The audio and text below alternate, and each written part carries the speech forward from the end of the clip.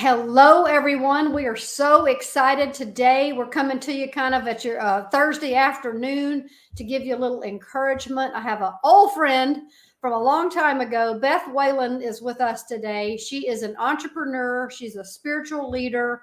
She's a ministry dynamite personality with lots of experience. She was with Crew for a lot of years. And I still remember when God called her to step out of that and into starting her own business called With Incorporated. And what a nice word with is, because we know God is with us. So Beth, welcome. Thank you. It's good to be here. Hi, everyone. Thanks for joining us today or later if you get a little bit. So glad to be with you. So I'm so excited about what you do now and what you've learned to do, because you come out of a big ministry with Crew and you minister to students and things like that. And now you're more into deeper ministry. So soul care and things like you talked about a couple of things before we went on that I want to talk about. But I think one of the things that you've become really great at is communicating what's really real. And you talked about the Igloo. So you have the Igloo and you see 10% of what's really happening. But what your specialty is you help people uncover the other 90% so God can heal it, right? So let's talk about that. Yeah, I think, well, when I was brand new, fresh out of college, new staff member with Crew, I just remember my first couple of years on assignment at Western Kentucky University. I was, knocking on doors, sharing my faith. And it wasn't long before I just started hiding out for in the rec room of one of the dorms, watching Days of Our Lives. And because I was so scared to keep knocking on doors, and I'm like, is this my wheelhouse? Like, what am I doing? And I just didn't know a lot of what was going on inside of me, and I didn't have much language for it. So it wasn't until a few years later that someone gave me, or it was Larry Crabb, a mentor of mine, who gave me the image of an iceberg. And so, when you think about an iceberg, you really only see about 10% of the iceberg that's above the water, and 90% of it is below the water. And that's kind of like our interior world, that there's a lot of it of ourselves that we don't know or don't know what's going on until things start to bubble up at that waterline, like hiding out in a rec room or feeling guilt or shame, or there's relational issues and you're troubled, but you can't make sense of it. And so that's a sign when things start bubbling up the waterline above the surface. Let's start taking a deep dive and looking at these things. And that's usually where teams begin to bring me in. Well, so when you think about that in a, just an everyday situation, would it be true to say that there are many families or many teams at work or many church ministry teams where they've got that, that going on, where you can only really you're really only dealing with 10% of reality and the rest is all perception? Yeah, I'd say that's true. And I think that's why we have arguments and dissensions and divisions at times too, because we're not dealing with our interior world and we don't really know how. Yeah. So we just go by what we can manage. And usually that's manage somebody's behavior or critique the worship or critique, this person's style of leadership. Or does that make sense, versus kind of doing a more deeper dive to ask, hey, what's going on here? And with you deal with church teams, you deal with churches. I mean, you're in ministry, and I know personally that ministry can be lonely. It can be very isolating, especially in a world of social media. You can see people that have, 100,000 followers and they've got all this apparent success. And you sit back and you're like, but wait, what about me, Lord? It's constantly in your face how well you're doing or not doing against those that I'm not going to even say competing with, because we should be completing each other. But how do you begin to, say, let's get below that 10%? I mean, people don't have the skills for that. So how do you begin to deal with the deeper things so that you can, work together? Mm-hmm. No, that's a great question. I think you have to want to understand, how we were created, and we were created in the image of God, which is Father, Son, and Spirit. They're constantly pouring out for the good of the other one. They're the only non-dysfunctional family that's ever existed. So we're invited to learn something about that kind of unity. Oh, and the figuring only out non-dysfunctional family that ever existed. yeah, that's the Trinity. I just had to go back and read that. I love that. Well, it's true. It's true. And so I think when you start reading even scripture through a non-behavioral lens, but a relational lens, you begin to understand some things going on in your own soul. But some of the most helpful resources to me have been even just learning to name my emotions when you know how you can be having a great day Mm-hmm. and you're happy and joyful, and all of a sudden, at some point during the day, something switched and you're just feeling kind of grumpy or irritated, but you don't know why. Mm-hmm. It's good to just kind of go back and scan over your day. At what point did that something change? Yeah. And begin to name it and begin, call it like just an emotional scan that you're doing of yourself. Chip Dodd, he has something, he's a counselor in Nashville, Tennessee, and he has a book called Voice of the Heart. But a resource out of that book is called The Eight Core Emotions. And basically, it is, he says the eight core emotions are a lot like primary colors, that we can mix to get thousands and thousands of different emotions. But he would say, when we come down to these emotions, these are kind of the core of who we are. And so I go and I kind of do a scan of like, what am I feeling today? Well, glad, hurt, sad, shame, fear, alone, can't remember the others, but you get the picture. Yeah. But and this is where I think a lot of people struggle, and I certainly do, is my feelings can lie to me. They can, I like to say feelings aren't facts, they're indicators. Yes. But I don't feel like God loves me, because I didn't get, to earn that whatever it was that somebody else did. But the fact is he really does. So how do we align our dialogue and the ability to transfer those feelings into, okay, God says this. I mean, isn't that an important skill too? Oh, it's significant, but I think there's a difference between Gen Xers and baby boomers versus millennials and Gen Zs when it comes to emotions. Yeah. Gen Zs and millennials are probably a little bit more in touch with emotion. Yeah. And probably could use a little more structure on, hey, they don't have to dictate. Feelings can't dictate your life. They get to have a seat at the table, but they can't dictate. And with boomers and Gen X, they're pretty out of touch with emotions. So a lot of us grew up with saying, hey, don't live by your emotions. So they don't even know how to even acknowledge what emotion is going on inside of them. So I'm going to push a little more on at least getting in touch because with emotions, if they're older than, 40, because there's an impairment. God's like, hey, when we bring our emotions before him, there's a gift from God in naming our sadness. And when we don't, there's an impairment. Yeah. And that's where it can get kind of messy. So you asked, like, what's a way we can go below the surface? That's just something very basic. Well, and as a boomer, we didn't really grow up as, knowing our emotions. And, I came from a single mama and 5 kids. We didn't have time for emotion. No. Just trying. We really did. We were in survival mode. Yes. So, later in life, those emotions start bubbling out. And, how do you deal with, emotions that you don't understand? Because I think a lot of people don't understand, why do I feel frustrated? Why do I feel angry? And so how do you answer that question? That's going to be different for every person, but it's like, are you willing to take the time and lay it out before God? One of the things you can do is even take some of the Psalms and rewrite it in your own language, just in your journaling time. It's a great idea. Because they help teach you about what it is to be honest with yourself and honest with God, like brutally. Yeah, and those Psalms where it says, why are you downcast, oh my soul? Why so disturbed within me? God is so kind to put that in there because when we have those, it is such a gift to be able to say, I am downcast. And if God put it in the Bible, that he accepts me as I am. So, you talked about, let's see, conversations that matter and 7 questions. Yes. That help. Tell me about that. That is so I'm so interested in hearing about that.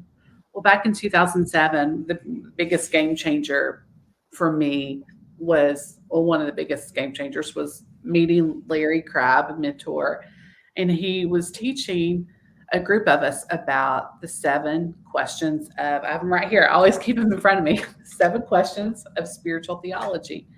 And basically, it's about how can you have conversations with people that really matter, that have some weight in their life, that really pauses them to think and think about God. Uh, and so the 7 questions are questions that God actually answers. There are so many questions that He does not answer, or He'll ask a question in response to a question. Yeah. But so these questions are just a framework for how to have a conversation. You're not going to like go through all these questions with someone and just say out loud, who do you think God is? Or who are we? Or, how can we join God in what He's doing? But you're going to be listening to their story, and you're going to be like, this person before me has an idea of who God is. And it might be really twisted. Mm. Might be really just all in their head and hasn't changed their heart or their actions or penetrated their life in a way that brings about change or where they know they're loved. And so for you to listen through that framework of who is God, what's He up to in this person's life, who are we? That's an identity issue. Who does this person, how is this person living? Are they living for a platform? Are they living as a son or daughter? Are they living as just a good ministry worker who tries hard? Yeah. And so that these things really matter. And so when we're listening through that lens of a 7-question framework of then it helps have significant conversations about. Well, you said a key word there, listening. Mhm. We live in such a superficial world because everybody's just flying around, like hovering over little bits of everything. So Yeah. sometimes we don't get to the depth of what is in someone. Like a real friendship. Your friend, and much like God really knows who we are, so we might as well be vulnerable. So, what are some ways to not feel lonely? I mean, how do you seek out those kinds of friendships and those kinds of relationships where you're going a little bit deeper without just feeling like you got to be, you regurgitate your whole life? I mean, what's a good couple of steps that help people begin to live in that kind of life? I mean, it's going to be risky, and I think risky to pursue coffee or lunch or someone with someone that you're kind of drawn to. And if they say no, be willing to risk again. Mm-hmm. And I think the biggest gift that you can give another person is your curiosity and your presence. Yeah. So, and I think it's Thomas Merton that says that prayer is like waiting on a word for someone, or waiting on a word that we cannot speak for ourselves. It's like waiting on a word from God. So when you're with somebody, realize it's not just you and that person, but the Holy Spirit is present.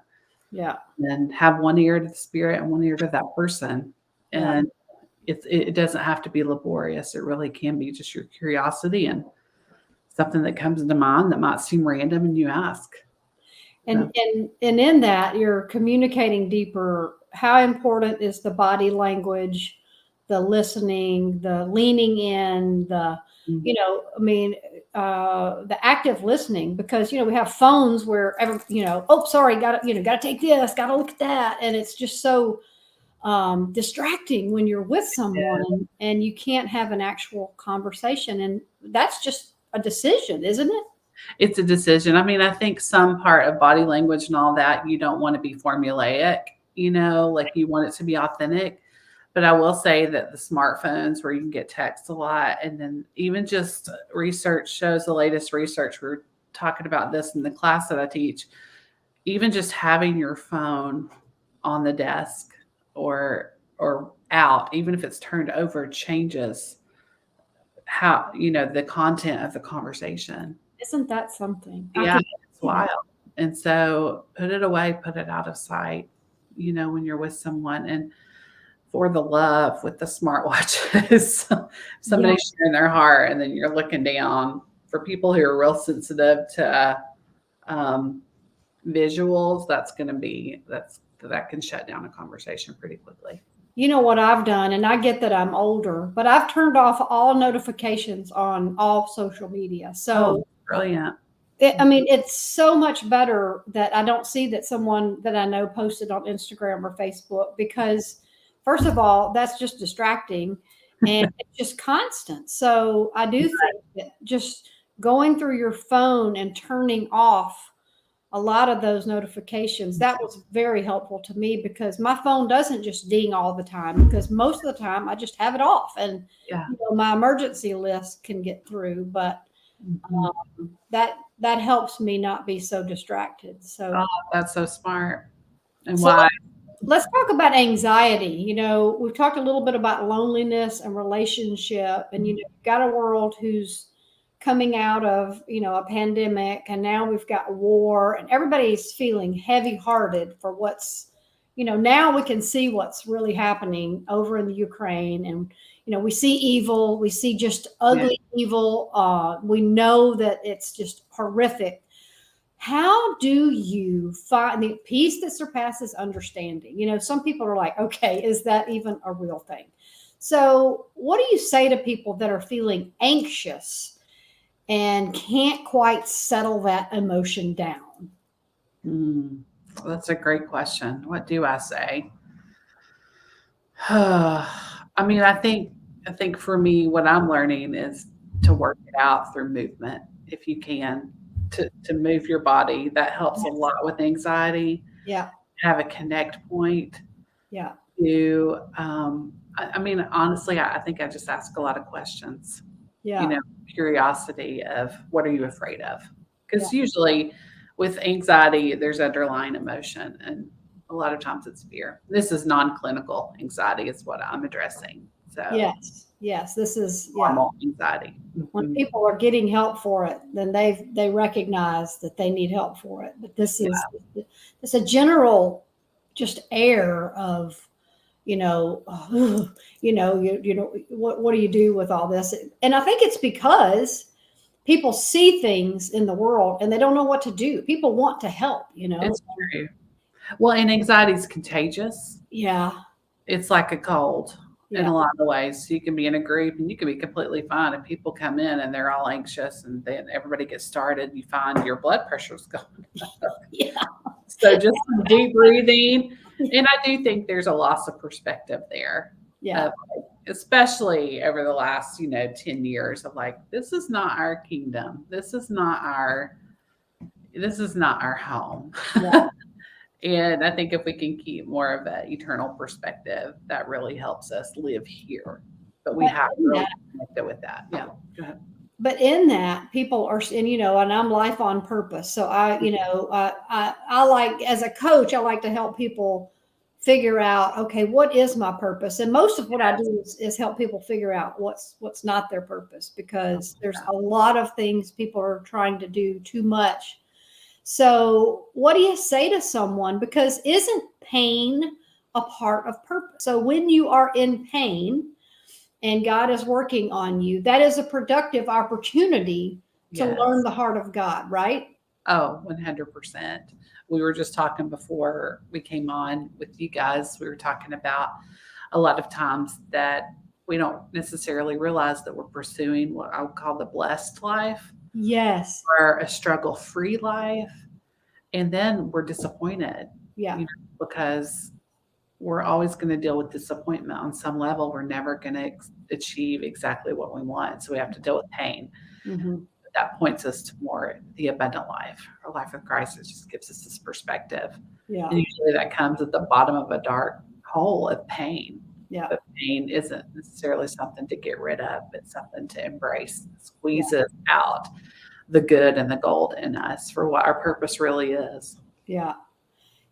For me, I felt like God called me to write a book, and I thought that meant the next week I was pretty much going to be a bestseller. Yeah. Like, Yes. God calls you to it, then it's going to be easy, quick, and it's going to be just, all the things, right? But, Yes. it took 20 years, and, it was God. I mean, I was a completely different person by the time I wrote that book, and I was very Yeah. thankful I had not written it all those years before. So, what do you say to the pressure of the world as opposed to the process of purpose? Because God, He's never been in a hurry. Yeah.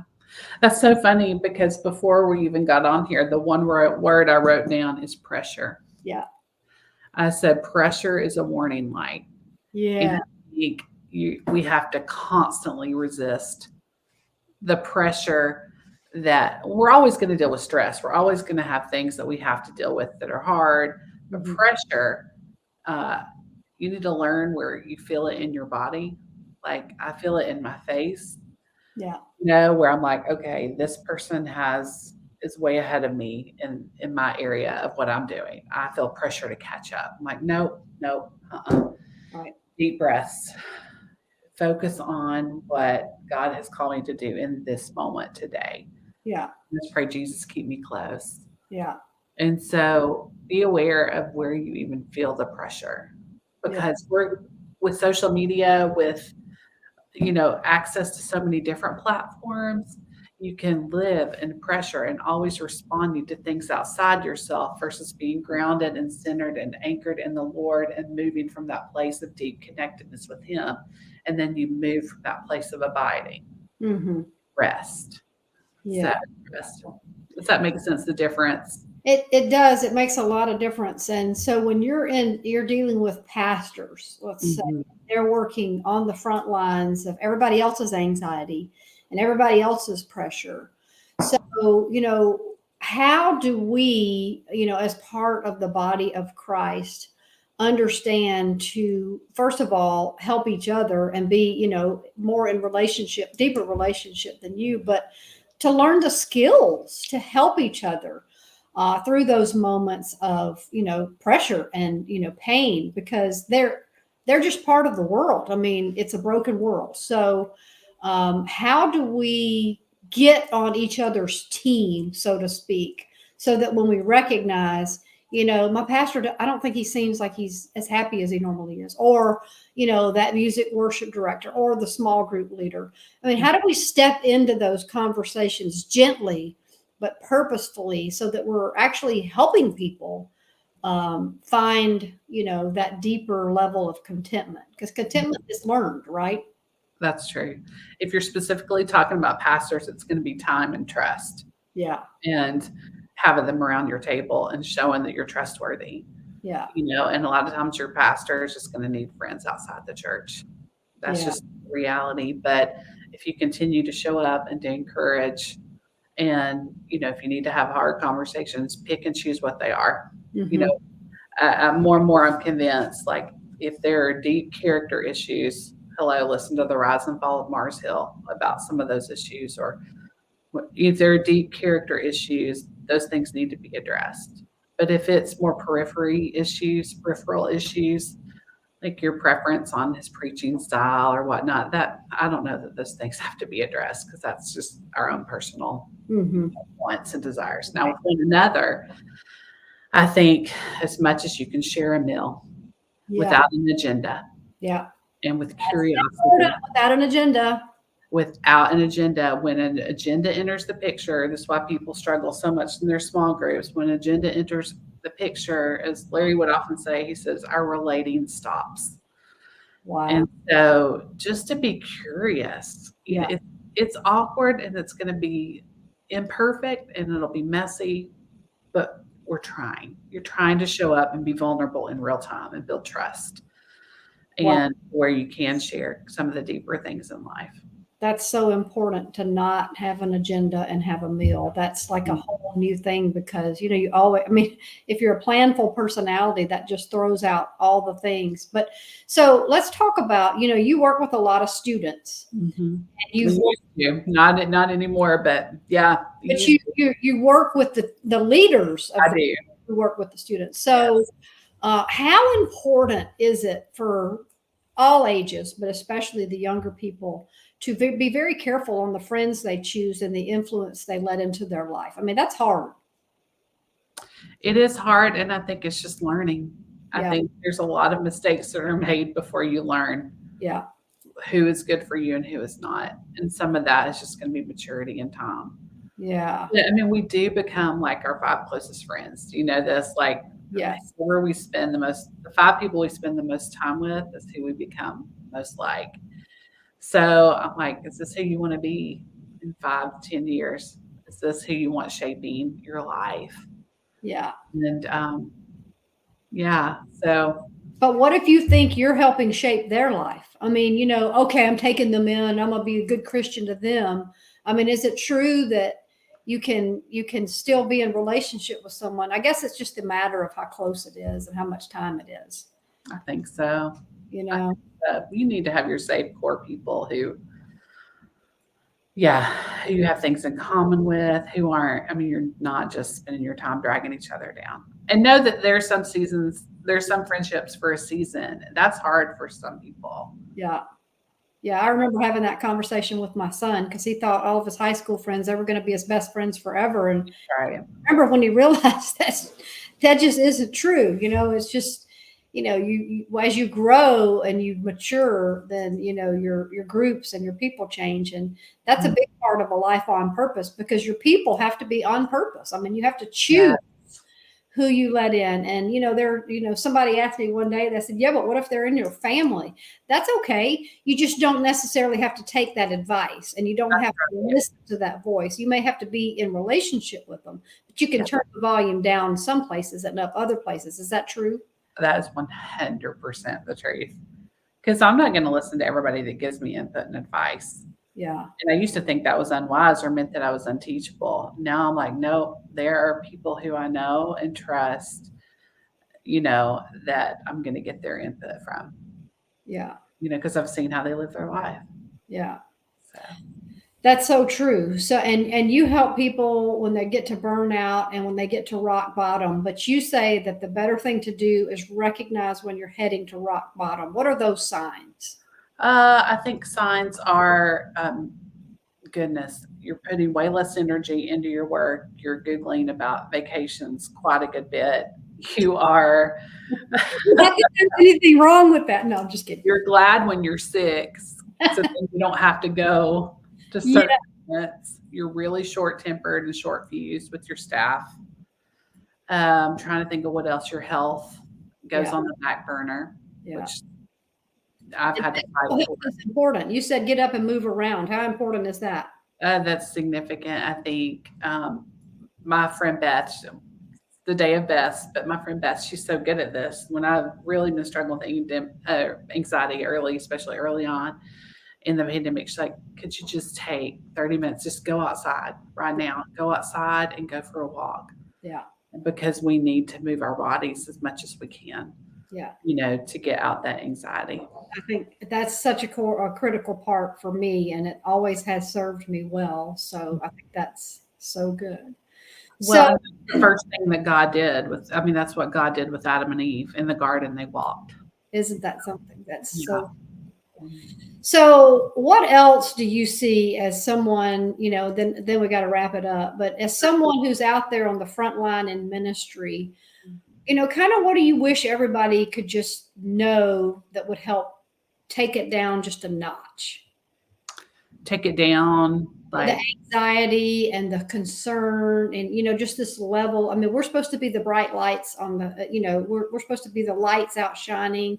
And, it's just like you said, it's so contagious to just shrink back and wait for somebody else to go fix stuff. And maybe somebody else will do something about all this. But, we have a purpose. God has us here for a time, for right now. So how do we step into that with boldness? Maybe not having all the answers, but just taking some faith in action. I mean, does that make sense? I think so. I mean, what I would say to leaders, or what I would say is simply the pressure's off. Yeah. The internal pressure is off. Because we put the pressure on us, and we talked about this before. This isn't other people. Yeah, this isn't self-improvement. This is self-replacement. I mean, Christ comes in to live in us, so we don't have to deal with us. That's right. Yeah, we don't want to live a life just of moral formation, but of spiritual transformation. Yeah. And to let God be God and do his work, we get to respond to that. And so it's going to be different for every person. Yeah. But as much as you can, encourage your pastors. It's been a tough season, and the Barna Research Group recently released a study that quite a few will not be returning to church, or they've left the pastorate. So. That's so sad. That's tough. But I mean, the year of the ministry, I mean, you've really got to renew and refresh in the Lord a lot. It's true. It's true. Empty out, you got to fill up. Empty out, Mhm. fill up, and that's intentional. It is intentional. It has to be. Soul care is looking at our life under the care and connection of God. Yeah, And so that's we so, don't treat ourselves like a project. We relate with God about our life. yeah, And yeah. And if Jesus pulled away with his Father, yes. we need to do the same thing and listen. Mhm. Well, this has been good. We could talk for a long time.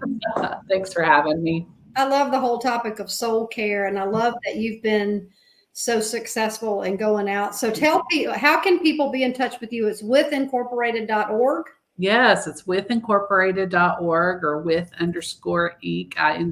on Instagram.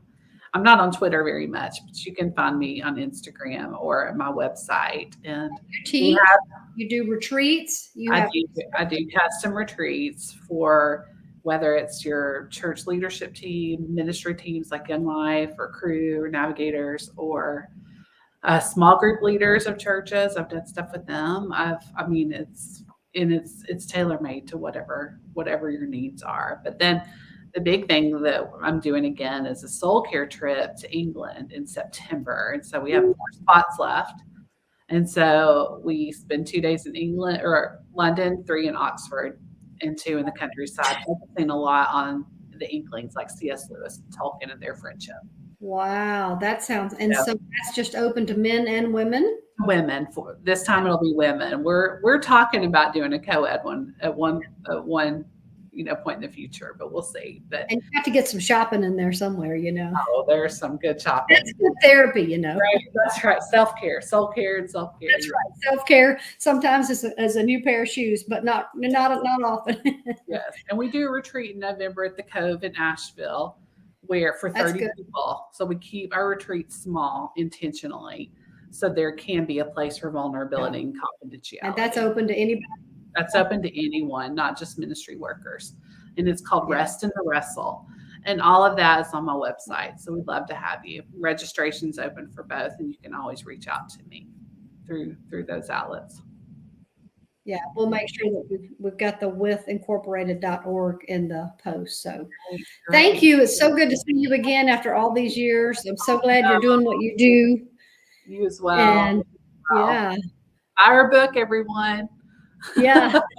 There you go. Well, listen, thank you, Beth. And we'll come back and do this again. Again, thanks for jumping on with me, and appreciate all you do, and Godspeed. And I hope that God blesses all these things you got coming up, and I know He will. You as well. Bye, everyone. Thanks for taking the time to watch. All right. See ya.